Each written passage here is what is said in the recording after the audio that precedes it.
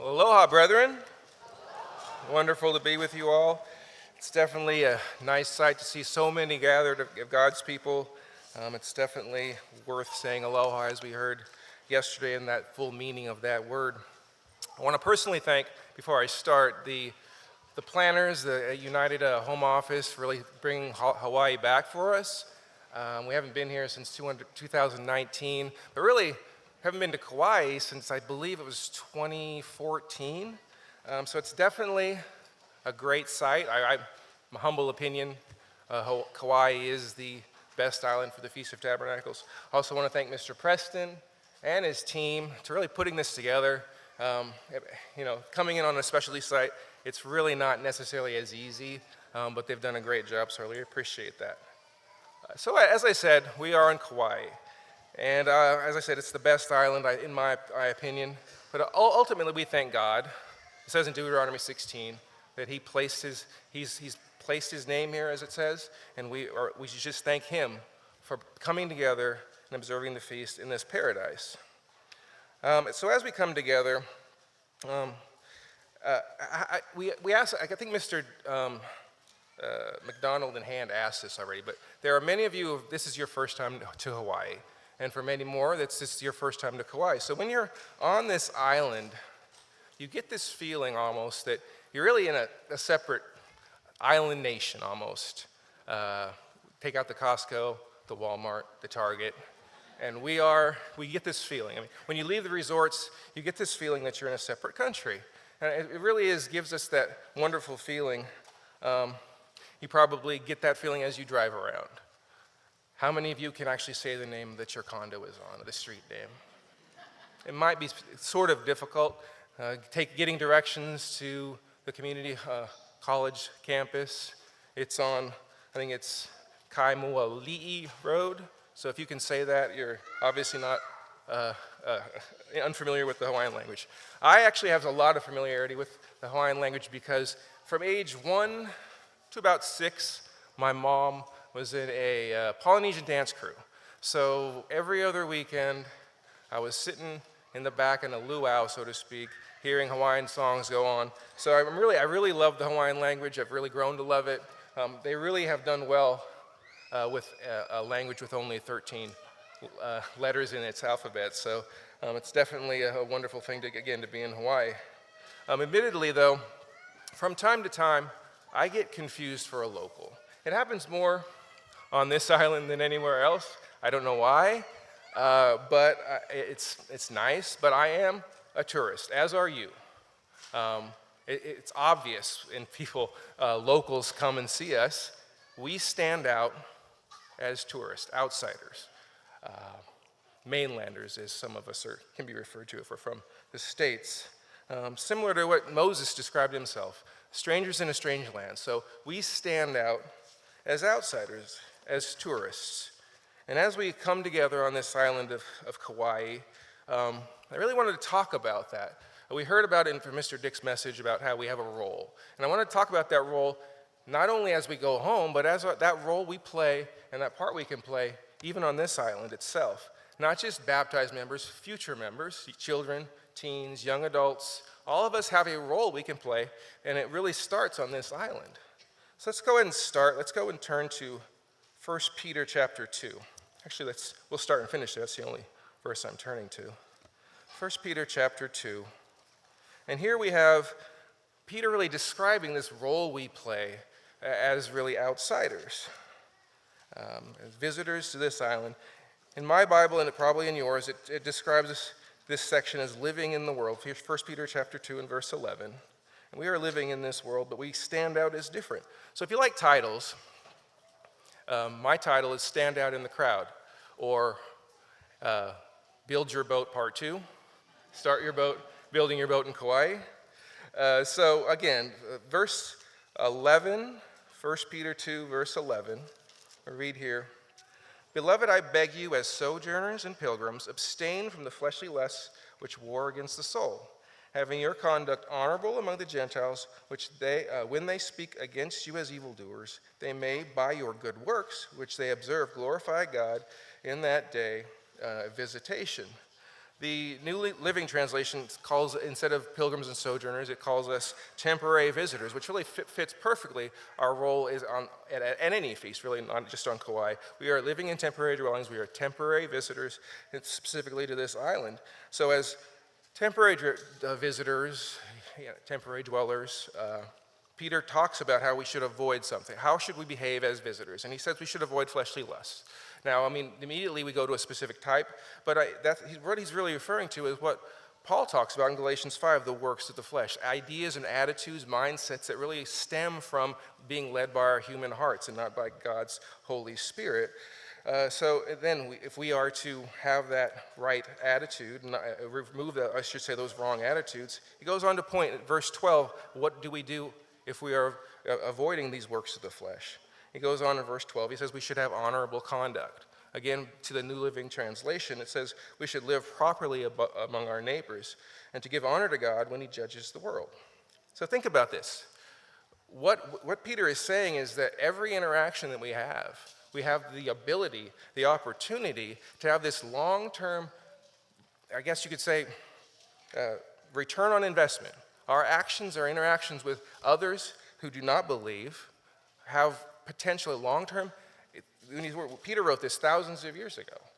And so we're talking about a payoff that's when Jesus Christ returns. And that's an opportunity each of us have as we go through this feast. Now how you might wonder, okay, so we're on the island, right? How are they supposed to know who I am? I have some ideas about that. You'll see the families, so the children specifically at the choir today, the siblings are wearing the same aloha outfit. So I was thinking maybe next time we're in Hawaii, I know Mr. Preston, maybe it's in your budget, I don't know, we could all have the same aloha wear. So we could be identified, obviously. So my wife and I did that. When I first came to Kauai with my wife about 6 years ago, we went to the Hilo Hatties, got the same aloha print for the luau that was being held. And so we matched. And unfortunately, I don't know what it is. I tried to bring that shirt for the feast this year, but it must have shrunk. My wife is convinced that it didn't shrink, that I might have expanded, but I'm sure it has shrunk since then. But what if we all had the same print, so to speak? Maybe it was red and blue, like red palm fronds on it maybe, instead of red and blue wristband. We would all head out after services. We could fan out across the island in the same gear. And all of our actions over time, multiple days, the locals and even the tourists would see, oh, those individuals in the red and blue aloha wear, they must be that group that's attending a church convention or a group, the Feast of Tabernacles, at the community college. So again, all of our actions would really stand out because they would identify us immediately. Obviously, that's not going to happen. We don't have it in the budget to give everyone an aloha shirt or an aloha dress. But every one of us have those opportunities with those interactions with, whether it be the locals, whether it be the tourists. If you don't know this, the island has 74,000 people or so in its population. The month of October, there's about 110 tourists. So whether we go out, we can either run into tourists, we can run into locals. We have that opportunity to really be an example every day. There's over 500 individuals here. We've been here for 8 days. If we had one interaction that left that mark with individuals, that's over 4,000 interactions with individuals that could potentially lead to that glorification to Jesus Christ when he returns. So it could be, we're living in a resort. The interactions we have with the resort workers, the interactions we have with the hotel workers, whether it be the individuals serving us breakfast or dinner. Maybe they see us with this band, and they may ask a question. I've talked to a couple restaurant workers about why we are here and having that conversation about it's a religious group coming together at the Kauai Community Center. So we have that opportunity. But really, I think one of the main, more impactful interactions that we have and the ability to have really go back to where we are today. Every morning, we come onto the Kauai Community College campus. I think you understand colleges, universities, they tend to have mindsets in most universities and colleges in the United States that are counter to Christian ideals and beliefs. They're almost they are almost hostile to these ideas and beliefs, and certain segments of society and are really really expanded upon or really celebrated on college campuses that are really counter to God's way of life. So honestly, for the 8 days we're here, we are almost like an oasis on this campus, something that is different from what they're seeing, standing out in the crowd, as I said. So the reason I say that is I looked at the college website, and I looked at the clubs that they have here. There is not one Christian club that is, I believe I looked at, there was like 15 clubs, and not one of them was Christian-based. I looked at the weekly newsletter.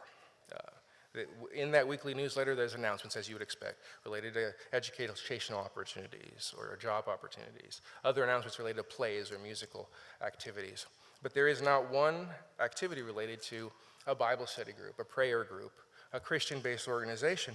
You will see, obviously, though, I think you would expect, these other events announced every week align more with alternative lifestyles, lifestyles that really are taking the mindset of this postmodern approach of there is no ultimate truth, that really the right and wrong that's defined by God's word is not something to be adhered to. So there's also actually, every week there's an opportunity to learn what's called an oli. Now an oli is a chant that the Hawaiians, in the Hawaiian language, that really relates back to their religious practices going back centuries. So we have those opportunities. It's almost like a Hindu mantra. So in the church, we don't have, there is no related activities for Christian-based organizations here. So as we stand, on this campus, come on this campus, I think most of us know the Church of God has met here from time to time. So there's probably faculty that may have, come into contact with church members during those times. But I would actually like to talk to them and really understand what was their takeaway during those events. But right now, most of the students, they were in elementary school probably the last time the Church of God was here. So we actually have this opportunity every day to stand out in the crowd as not just a bunch of tourists using this facility for a meeting, but really, are we exuding and demonstrating the fruit of the Spirit and how we interact with the brethren, how we interact with each other and what they're seeing? We have that opportunity to really make that small impression that Peter talks about to the locals, to the other tourists, to reflect God in our lives, reflect that being that ambassador mindset, as we heard earlier. As ambassadors to that kingdom, are we portraying and demonstrating that every day as we come on this campus, and being an example of something that they have not seen before, really. And that is an opportunity that each of us have, and we should take advantage of. The Apostle Paul echoed what Peter said. I'm not going to turn there, but in 1 Thessalonians 4, he simply said, walk properly before outsiders.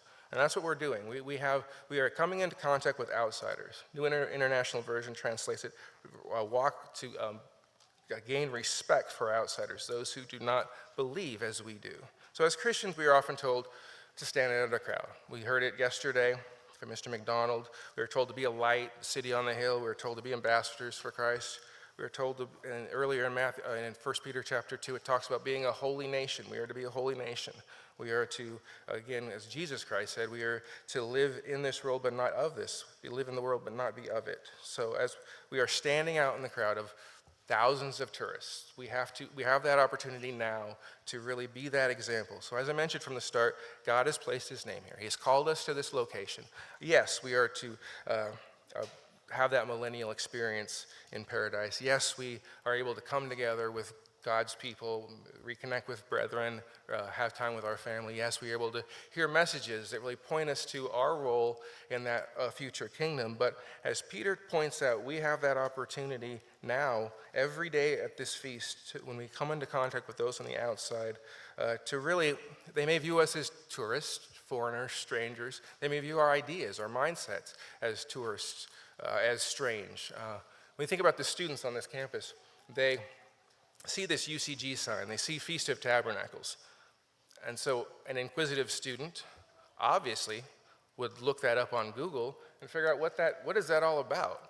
And so they see that, if they investigate that, they're looking at us as 500 individuals, 500 strangers coming onto this island, and they're connecting it that we are representatives of the Church of God. And so if they see that, how are we interacting? So we have that opportunity to really demonstrate God's mindset and God's approach as we interact with the individuals here on this campus, all over the island. So when we have that honorable conduct, when we do those good works as Peter described, we are leaving an example that really has dividends that point to God's kingdom, and a kingdom we all look forward to, and a kingdom that we know will, when they see our good conduct, they will honor not us, but Jesus Christ at his return.